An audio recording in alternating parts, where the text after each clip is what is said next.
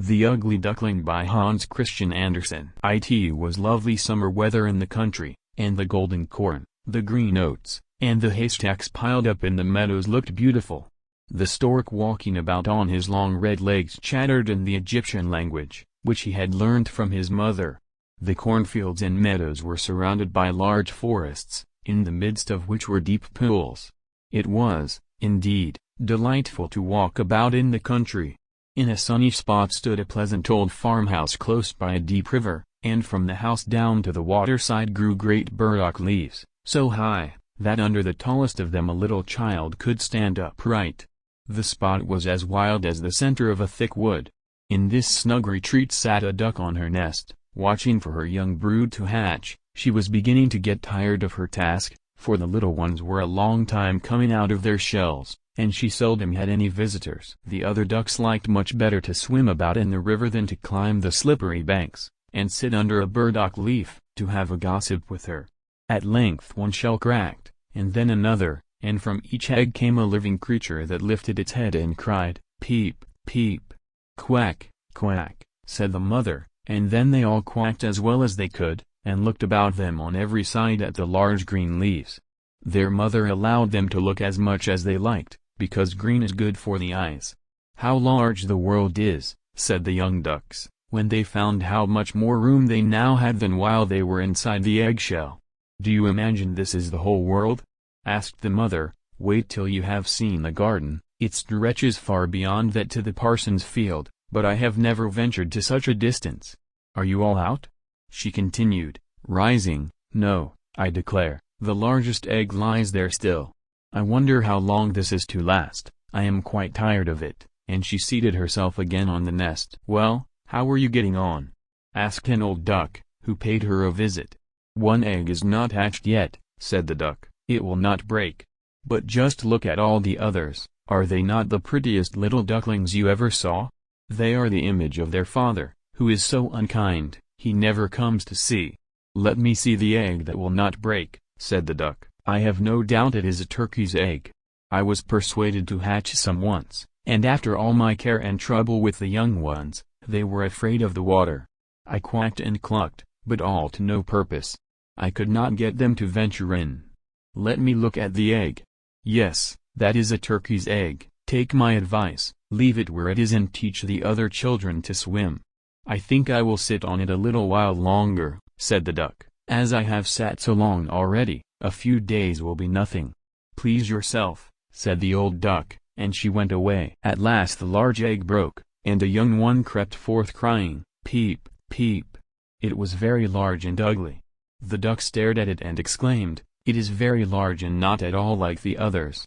I wonder if it really is a turkey. We shall soon find it out, however, when we go to the water. It must go in, if I have to push it myself." On the next day the weather was delightful, and the sun shone brightly on the green burdock leaves, so the mother duck took her young brood down to the water, and jumped in with a splash. "Quack, quack," cried she, and one after another the little ducklings jumped in. The water closed over their heads, but they came up again in an instant, and swam about quite prettily with their legs paddling under them as easily as possible, and the ugly duckling was also in the water swimming with them. "Oh," said the mother, "that is not a turkey. How well he uses his legs, and how upright he holds himself. He is my own child, and he is not so very ugly after all if you look at him properly. Quack, quack. Come with me now, I will take you into grand society, and introduce you to the farmyard, but you must keep close to me or you may be trodden upon, and, above all, beware of the cat." When they reached the farmyard, there was a great disturbance. 2 families were fighting for an eel's head, which, after all, was carried off by the cat. "See, children, that is the way of the world," said the mother duck, wetting her beak, for she would have liked the eel's head herself. "Come, now, use your legs, and let me see how well you can behave. You must bow your heads prettily to the old duck yonder. She is the highest born of them all, and has Spanish blood. Therefore, she is well off. Don't you see she has a red flag tied to her leg, which is something very grand, and a great honor for a duck. It shows that everyone is anxious not to lose her, as she can be recognized both by man and beast. Come, now, don't turn your toes." A well-bred duckling spreads his feet wide apart, just like his father and mother, in this way. "Now bend your neck, and say quack." The ducklings did as they were bid, but the other duck stared, and said, "Look, here comes another brood, as if there were not enough of us already. And what a queer-looking object one of them is, we don't want him here." And then one flew out and bit him in the neck. "Let him alone," said the mother, "he is not doing any harm." "Yes, but he is so big and ugly," said the spiteful duck, "and therefore he must be turned out." "The others are very pretty children," said the old duck, with the rag on her leg, "all but that one. I wish his mother could improve him a little." "That is impossible, your grace," replied the mother. "He is not pretty, but he has a very good disposition, and swims as well or even better than the others. I think he will grow up pretty, and perhaps be smaller. He has remained too long in the egg, and therefore his figure is not properly formed." And then she stroked his neck and smoothed the feathers, saying, "It is a drake, and therefore not of so much consequence. I think he will grow up strong, and able to take care of himself." "The other ducklings are graceful enough," said the old duck. "Now make yourself at home, and if you can find an eel's head, you can bring it to me." And so they made themselves comfortable, but the poor duckling, who had crept out of his shell last of all, and looked so ugly, was bitten and pushed and made fun of, not only by the ducks, but by all the poultry. "He is too big," they all said, and the turkey cock, who had been born into the world with spurs, and fancied himself really an emperor, puffed himself out like a vessel in full sail, and flew at the duckling, and became quite red in the head with passion, so that the poor little thing did not know where to go, and was quite miserable because he was so ugly and laughed at by the whole farmyard. So it went on from day to day till it got worse and worse. The poor duckling was driven about by every one, even his brothers and sisters were unkind to him, and would say, "Ah, you ugly creature, I wish the cat would get you," and his mother said she wished he had never been born. The ducks pecked him, the chickens beat him, and the girl who fed the poultry kicked him with her feet. So at last he ran away, frightening the little birds in the hedge as he flew over the palings. "They are afraid of me because I am ugly," he said. So he closed his eyes, and flew still farther, until he came out on a large moor, inhabited by wild ducks. Here he remained the whole night, feeling very tired and sorrowful. In the morning, when the wild ducks rose in the air, they stared at their new comrade. "What sort of a duck are you?" they all said, coming round him. He bowed to them, and was as polite as he could be, but he did not reply to their question. "You are exceedingly ugly," said the wild ducks, "but that will not matter if you do not want to marry one of our family." Poor thing! He had no thoughts of marriage, all he wanted was permission to lie among the rushes, and drink some of the water on the moor. After he had been on the moor 2 days, there came 2 wild geese, or rather goslings, for they had not been out of the egg long, and were very saucy. "Listen, friend," said one of them to the duckling, "you are so ugly, that we like you very well. Will you go with us, and become a bird of passage? Not far from here is another moor, in which there are some pretty wild geese, all unmarried. It is a chance for you to get a wife, you may be lucky, ugly as you are." Pop, pop, sounded in the air, and the 2 wild geese fell dead among the rushes, and the water was tinged with blood. Pop, pop, echoed far and wide in the distance, and whole flocks of wild geese rose up from the rushes. The sound continued from every direction, for the sportsmen surrounded the moor, and some were even seated on branches of trees, overlooking the rushes. The blue smoke from the guns rose like clouds over the dark trees, and as it floated away across the water, a number of sporting dogs bounded in among the rushes, which bent beneath them wherever they went. How they terrified the poor duckling! He turned away his head to hide it under his wing, and at the same moment a large terrible dog passed quite near him. His jaws were open, his tongue hung from his mouth, and his eyes glared fearfully.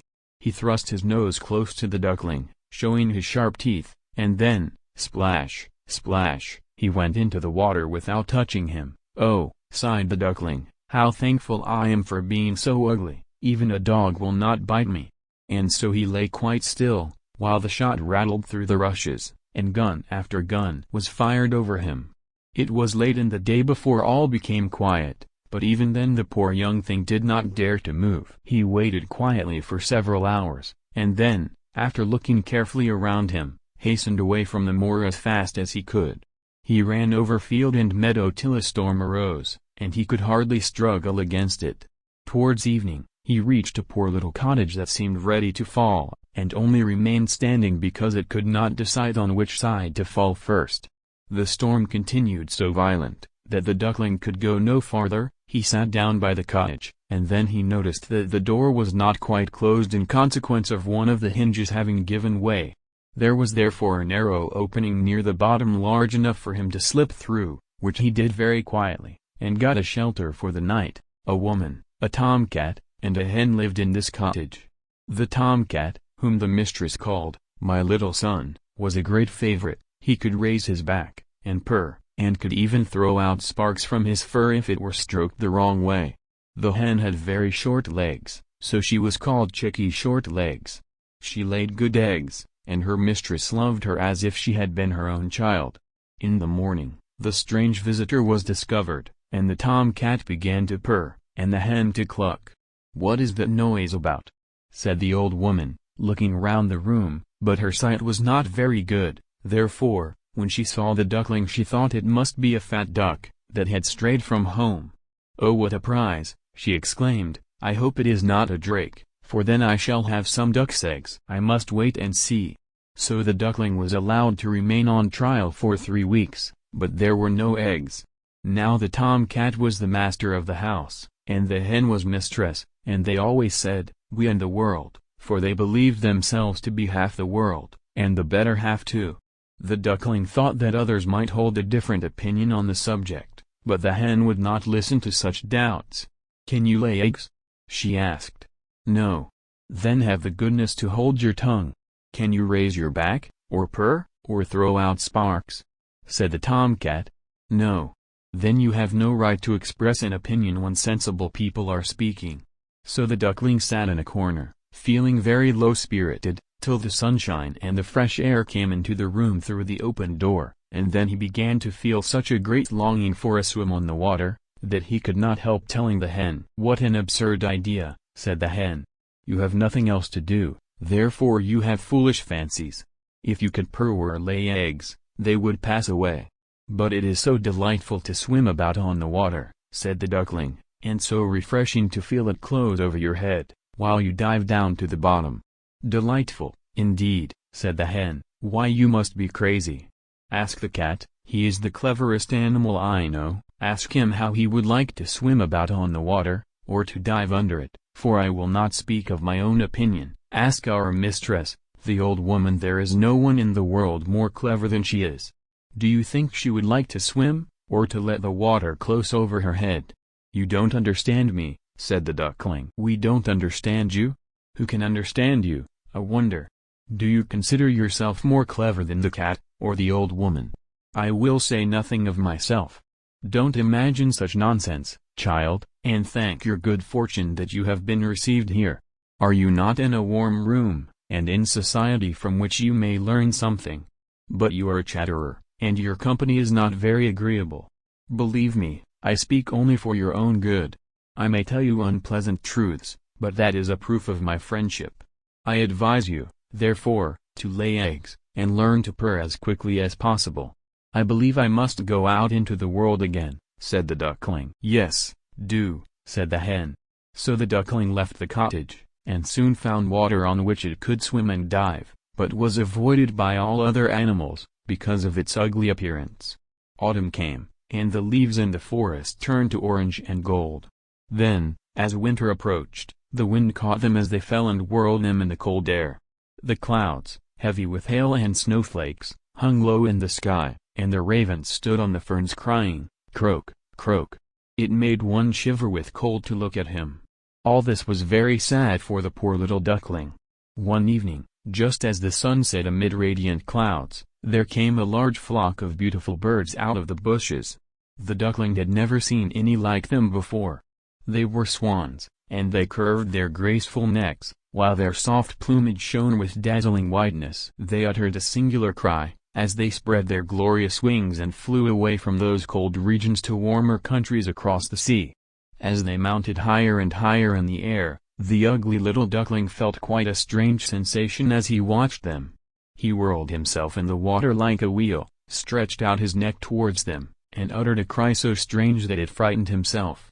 Could he ever forget those beautiful, happy birds? And when at last they were out of his sight, he dived under the water, and rose again almost beside himself with excitement. He knew not the names of these birds, nor where they had flown, but he felt towards them as he had never felt for any other bird in the world.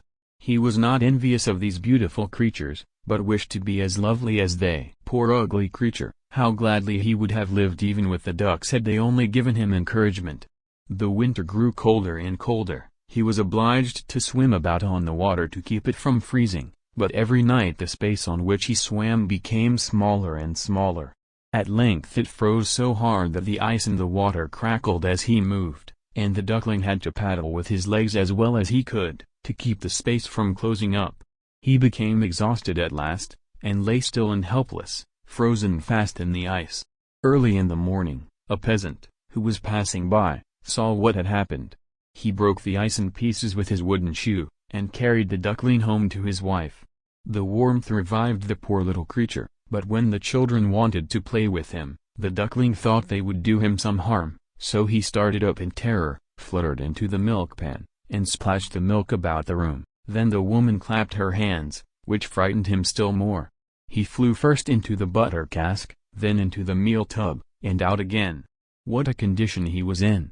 The woman screamed, and struck at him with the tongs. The children laughed and screamed, and tumbled over each other, in their efforts to catch him, but luckily he escaped. The door stood open, the poor creature could just manage to slip out among the bushes, and lie down quite exhausted in the newly fallen snow. It would be very sad, were I to relate all the misery and privations which the poor little duckling endured during the hard winter, but when it had passed, he found himself lying one morning in a moor, amongst the rushes. He felt the warm sun shining, and heard the lark singing, and saw that all around was beautiful spring. Then the young bird felt that his wings were strong, as he flapped them against his sides, and rose high into the air. They bore him onwards, until he found himself in a large garden. Before he well knew how it had happened, the apple trees were in full blossom, and the fragrant elders bent their long green branches down to the stream which wound round a smooth lawn. Everything looked beautiful, in the freshness of early spring. From a thicket close by came 3 beautiful white swans, rustling their feathers, and swimming lightly over the smooth water. The duckling remembered the lovely birds, and felt more strangely unhappy than ever.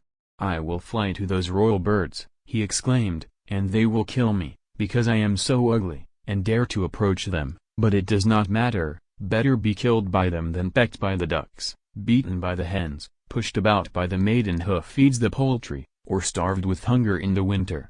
Then he flew to the water, and swam towards the beautiful swans. The moment they espied the stranger, they rushed to meet him with outstretched wings. "Kill me," said the poor bird, and he bent his head down to the surface of the water, and awaited death. But what did he see in the clear stream below? His own image, no longer a dark, gray bird, ugly and disagreeable to look at, but a graceful and beautiful swan.